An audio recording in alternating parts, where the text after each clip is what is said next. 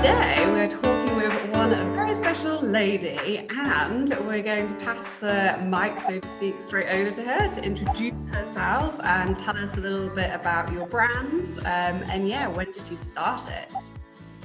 Okay, well, my name's Charis. I started Styelle in 2016. I'm the proud founder and creative director for the brand, also designer, and every other hat that you can think of in the business I've worn at least once. And yeah, so Styelle Swim is obviously a sustainable swimwear brand. So yeah, firstly, what made you choose to be a sustainable swimwear brand? Wow. Well, the turning point, I've always been huge on building a future for children. But the turning point for me in the way of sustainability was actually, it started with the research of ethical practices after seeing a little boy asleep on a pile of fabric waiting for his shift to start. And when I say little boy, I'm being literal. He was no word of a lie, no more than 9 years old. And as a mum myself, it's a trigger for me. Growing up in a less than desirable way, I felt it upon myself to make that difference for all of the children of the world, not just my own. So yeah, would you say then sustainability more means to you it's a lot more around like the practice than necessarily the fabrics, or do you kind of see it as like a bigger picture? Oh, I see sustainability as a whole. So sustainability isn't just let's eat plants instead of meat. It isn't just the environmental impact. To make something sustainable is to make it future proof. To be able to have it be more than just plant a tree when you send a parcel. That isn't sustainability. Yes, that's a component of, but it's not completely the sustainability in itself. To be sustainable is from front to back. So sustainability in the sense of, is it sustainable to pay someone 5 cents an hour? No, not really.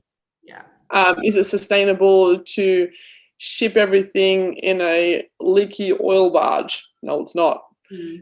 All these little things that make up sustainability. It's not just the environmental impact. And I think a lot of people associate sustainability with environmental impact. And yes, it is a huge part of it, but it's not the be all and end all of sustainability. Sustainability stretches so much further than that. So ethical practices is where we started to make sure that we are sourcing ethically.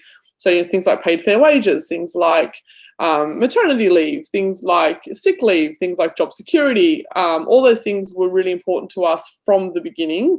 And we spent nearly 2 years researching to find the right production house, because this was before certification and everything all started coming about. So we were early adopters, very, very early adopters. I actually had a conversation with a friend of mine who told me that I was making a big mistake to worry about sustainability and ethics back in 2016 when we launched. And I said, I don't think I am. I said, I really feel like I am right and you are wrong. And he told me, he said, no one buys sustainability. No one buys that. They buy cheap clothes that they can get their hands on. I'm like, yeah, you know what? Maybe that is true for the larger people, but there is that small amount of people that genuinely give a rat's. I said, and I fall in that category. And I'm the person that genuinely gives a rat's, and I'm going to provide something to the people that give a rat's as well.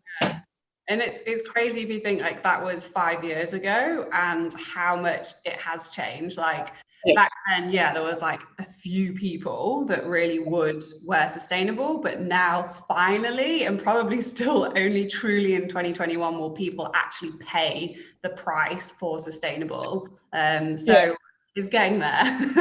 But Yes, and I think we just got to find that happy medium for people. If we find something that's not too expensive, that's not too over the top, but still a decent quality, lasts a decent amount of years, but doesn't cost the earth in like unintended. So it's like we've just got to find that right balance, and I feel like Styelle has created that balance.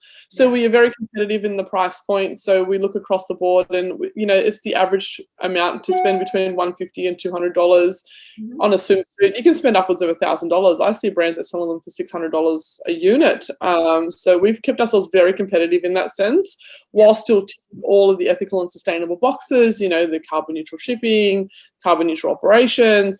This year the goal is to be carbon negative, actually. So we're going to start chipping away at everybody else's waste. You know, with the bikini buyback scheme, you know, all those things that we've got in play. We tick way more boxes than the vast majority of brands, and I know we do. We are game changers in that sense. And we don't just sell sustainability. We don't just sell ethical practice. We sell hot swimwear that lasts a long time. That you know that you can walk out onto the beach and you can feel confident in, because it ticks all your personal, emotional boxes, and you look hot as hell. So, you know, it ticks all the boxes. There's nothing wrong with having, you know, that no one can beat the Brazil curve. It's one of my favorite sayings. No one can beat it. And being genuinely made in Brazil. Look, it doesn't matter. Well, it doesn't matter what shape you are when you wear a Brazil cut. And we've got the high, medium, low Brazil cut. It doesn't matter which shape you wear. It's always going to look incredible. Because it just gives you more shape, and it helps you embrace your shape rather than hide it under fabric. It's so funny.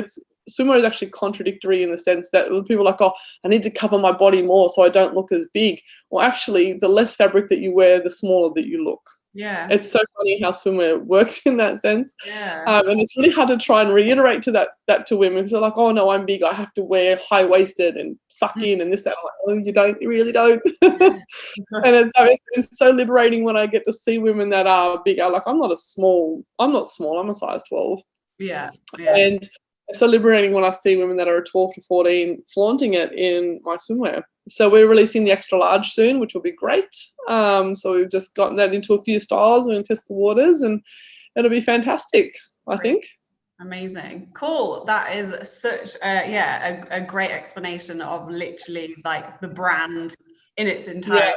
So thank you. And so back to just understanding. So I think I always like to speak to people that have kind of self-taught, I guess is the way. So your background obviously isn't, you're not a sourcer or from an environmental program or something. So how have you taught yourself about sustainability? Like, how did you actually make it happen? Like, did you have mentors, or did you go to Asia, or how? No, we went to Southeast Asia, which was where we discovered the children sleeping on fabric, which was awful. And nothing towards Southeast Asia. They have great artisans there that are, you know, they've got a lot of great places there. It's just where we went, quite sad. And that was my turning point. But moving on from there, I joined the Ethical Fashion Forum. And learned a lot about the ethics from there. So I was an early adopter for that as well, which is now known as Common Objective. So we were a founding member of Common Objective. I took a few short online courses. Back then I didn't have a huge amount of income, so we did all the free courses that we possibly could to be able to teach myself as much as I could. And then I exposed myself to people in the industry. I looked for key influencers, for lack of a better word. I found Claire Press, who was the first sustainability editor of Vogue Australia, and we became friends. And through her book launch, and I seek out her knowledge quite often. I've also become friends with Samara Angel, who is, or Samara McDonald rather. Everybody knows her as Samara Angel. She's literally an angel. So she is the CEO of Red Carpet Green Dress in America. And we quite often engage with each other about what we're doing in our part of the world in our own little way. So I quite often will go to her for guidance when I'm in doubt and things like that. But nothing beats doing your own research. Just dig and dig and dig and ask the hard questions, and have a presence, and don't be afraid of answers. There's no such thing, in my opinion, as a wrong answer. It's just the answer that you're seeking.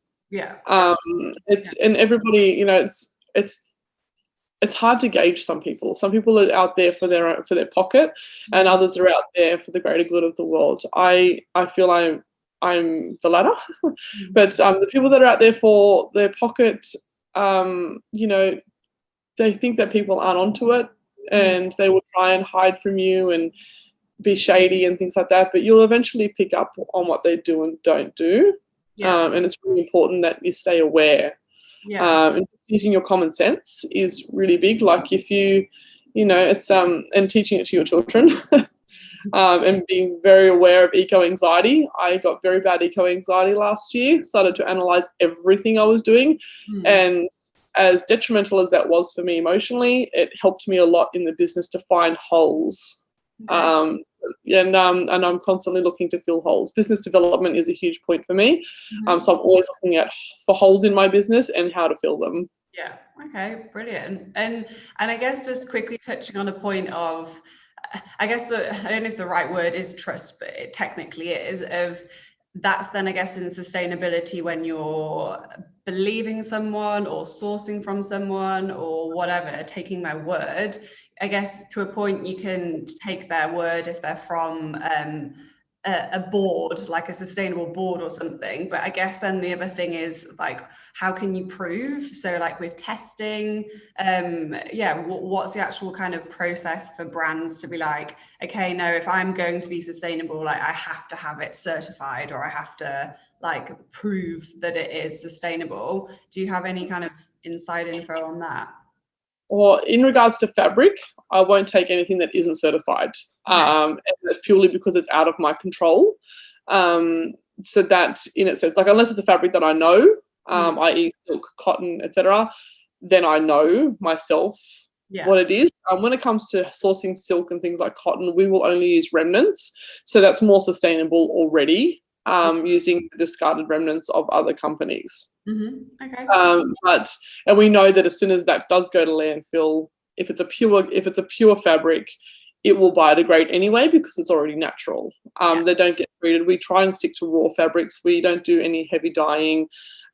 With the biodegradable lycra that we have, that's when we've got proven certification from our fabrication company that all the water's recycled. So they've got a treaty in place with the local plant, the water recycling plant, and they reuse their water over and over and over again. And that's fantastic. None of it gets, literally zero, not one drop will get discarded at all. And that is phenomenal in the fashion world to be able to claim something like that. And we know that, but we've seen proof in the pudding. And there's a certification, the Tech certification, which means it's toxin free. So it's good for people. You can actually wear it on your skin and know that you're not susceptible. See, a lot of people forget when they go to all these fast fashion brands. I don't want to label or anything, but when they go to these fast fashion brands, a lot of the fabric isn't Tech certified or have any kind of toxin-free certification. You are actively putting toxins on your skin. Your skin is your largest organ, and a lot of people forget this. If you are putting a toxin-filled dye on your skin, guess what? You're absorbing toxins, especially when it rains, because it hits onto your skin. So if you're out in, that $25 cardigan from and M, I'm sorry, but you are literally poisoning yourself. And people forget these things, they're like, oh, it's a cute sweater and it's $25. I'm really sorry, but the damage that you're doing to your body, what you're signing yourself up for later in life, no one can even tell you because no one is brave enough to do the research into what these dyes are going to do to your health. Things like, and I'm no scientist, but when you see things like cancer at an all-time high and things like that, and people are like, oh, we don't know how we're all getting cancer. Maybe it's all the toxins that you're putting into your body between the carcinogenic meats, and I'm not vegan. I'm almost vegetarian, but like it's meat's made with carcinogens, and a lot of people don't realize these little facts, and you're literally putting it into your body, and you're also wearing it. So a lot of dyes are very petrol based, which again is carcinogen, and to create that vibrancy and that color, it's very hard to do that with natural dyes. And a lot of people aren't even aware of natural dyes or raw fabrics, things that aren't treated. Like a lot of cottons have a wax coating, and a lot of people don't even know that, which is what makes them last extended periods. Cotton in a raw doesn't really last very long. No. If you wanted a good cotton that lasts a long time, is actually the rawest of raw versions is calico. That lasts forever. That's what they make those little bags out of. And a lot of people don't realize that in the raw form, fabric actually isn't very attractive. But all these treatments that it gets in the meantime is what's actually got all these toxins in their base, and unless they're certified and have been tested by the scientists, you don't know what you're putting on your body. No. And then everyone's going to stop and go, oh, gee, I wonder why cancer is all of a sudden apparent. And things like, and that's the extreme, but it's the truth.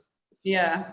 And to be honest, again, like it's shocking. Like it actually is shocking. And just because of, you mentioned the link of food and etc. Like there was that Seaspiracy on Netflix recently. Oh my goodness. Caused waves, everything that kind of David Attenborough does, and I can't remember her name, the lady that's dived in the oceans for years, the scientist. Dr. Earl. Yeah, really, again, the consumers are getting better a little bit again, but there is that edge, that double-edged sword between, you know, us as fashion business owners, as fashion brands that have, I guess, yeah, you have to educate as much as we can educate the consumer. It really is. It's both sides, and that does come down to the very, very basic question of saying, if this is $10 full price, you know, there's nothing wrong with it. Why? Why is it $10? Does that make sense? You know, common sense of, oh, that was made in a good way. But the answer is going to be no, and it's a hard balance, because obviously some people don't have the money to pay for $100, but again, we're going to get there, and it's only those that have the money that need to start to actually question things more and just be conscious. That's all that anyone can do, for sure. So on that question, what do you think is going to be next in sustainable fashion? What do you predict is going to be the future? What is next? Are we talking about trend? Because trends are right onto it. The next big color is orange and yellow. I think orange and yellow are going to make a huge comeback this year, as well as red in the way of trends. The halter neck crop is going to make an all-time comeback, and I think the lowrider jeans are on their way. Yeah, but is it sustainable though, I guess? In sustainability, I think the repurposing is going to really make a huge indent. So a lot of people don't like to op shop, and they have the justification, why would I buy something secondhand for $20 when I can go and buy something brand new for $20? I think the re-education in the way of op shopping is going to make a huge comeback. Op shopping used to be very big when I was young, and I remember it very clearly. I try and encourage people to op shop when I can. A lot of my things, I personally have a rule that I only buy 2 outfits a year, 2 brand new outfits a year. Amazing. And I will only buy statement pieces. Yeah. So it's a complete top to toe outfit. Yeah. And so every 6 months I will go out and I'll spend X amount of dollars. So this was my present to myself last year, my beautiful Mossman blazer.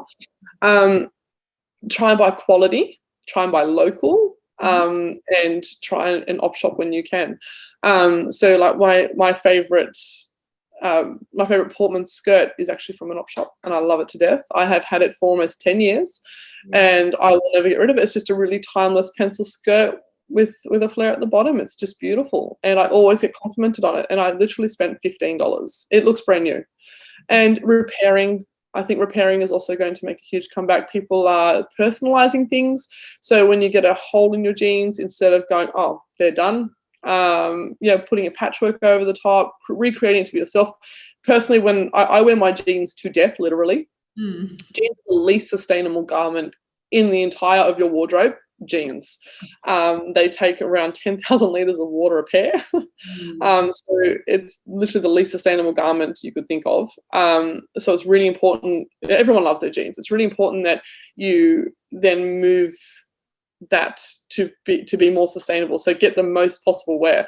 See, my jeans, because I kneel down a lot with children, I get little holes on the knees. So I'll actually rip them open and create my own version of ripped jeans, and I'll rip them in the places that I want to see them ripped. Yeah. Which is around the calf and across my knees. And I will personalize them. I'll literally cut the pockets off.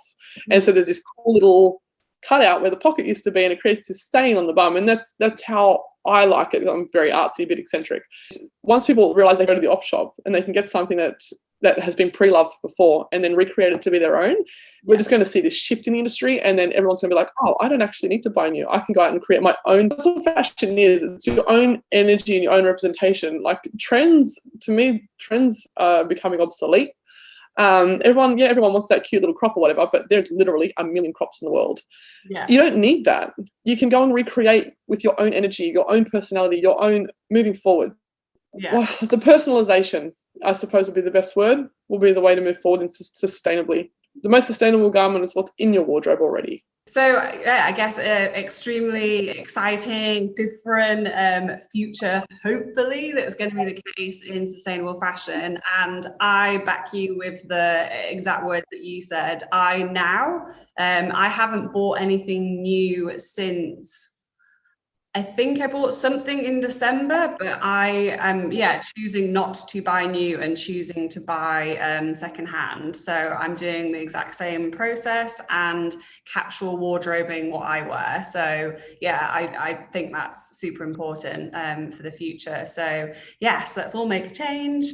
And yeah, so back to you as a brand owner and everything that you've done in sustainability, would you have any tips to anyone that's starting out that wants to be a sustainable brand?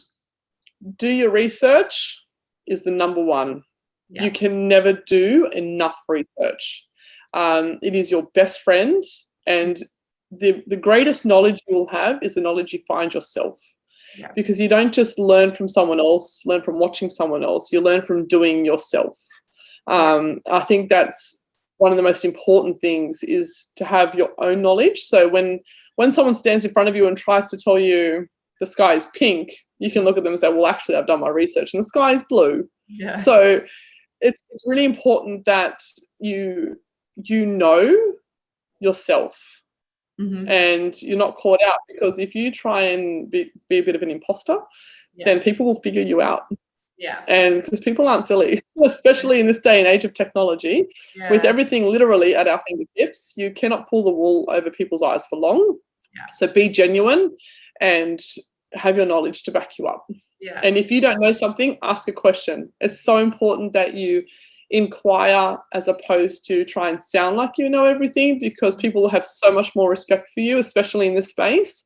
Yeah. If you just say, look, I'm really sorry, but I have no idea. And you appear a lot less silly if you ask, as opposed to pretending that you know. Yeah. Yeah, definitely. Amazing. Thank you. And then would you have any editorials or things that you follow that you could recommend to people for sustainability again? Oh, I'm a big magazine sucker. Yeah. I try not to buy them anymore, but everything inside me just wants to buy every single one on the rack. I can't help it. I've been collecting magazines since I was a little girl. Amazing. I am hugely addicted to the fashion pages. I can't help it. And I know it's just marketing, but I cannot help it. I love the art. So I keep my magazines, and honest to God, I have magazines from a little girl. But Elux magazine is definitely my favorite. We were actually recently nominated in Elux for the Sustainable Fashion Awards, which was a huge moment for me to be nominated. So we take a lot of pride in that, but Elux has always been a favorite. Obviously Vogue. I'm attached to Vogue Business. If for fellow business owners and that want to be in the fashion space, I highly recommend being attached to Vogue Business. It's only a very small subscription, worth its weight in gold. Yeah. The knowledge that comes through there, the quality of writing is incredible. So yeah, they're probably my two pinnacle ones. Yeah, Elux is very artistic, which is why I'm so drawn to them. Yeah. So yeah, I can't help that. That and Peppermint Mag. Peppermint's really good. It's a bit more wholesome. Yeah.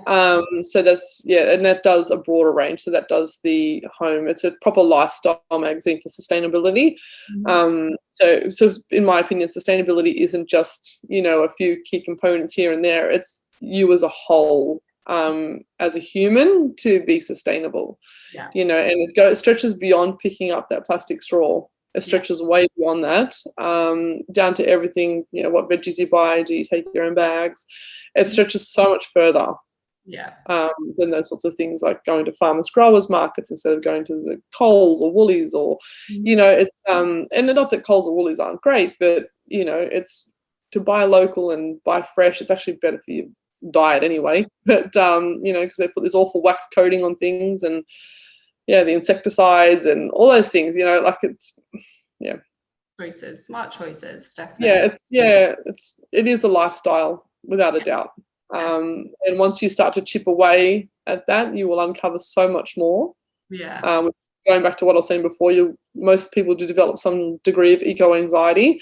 It's just really important to be aware of your feelings and not be too hard on yourself if you can't do something right, because it's just a learning curve. We're all still learning.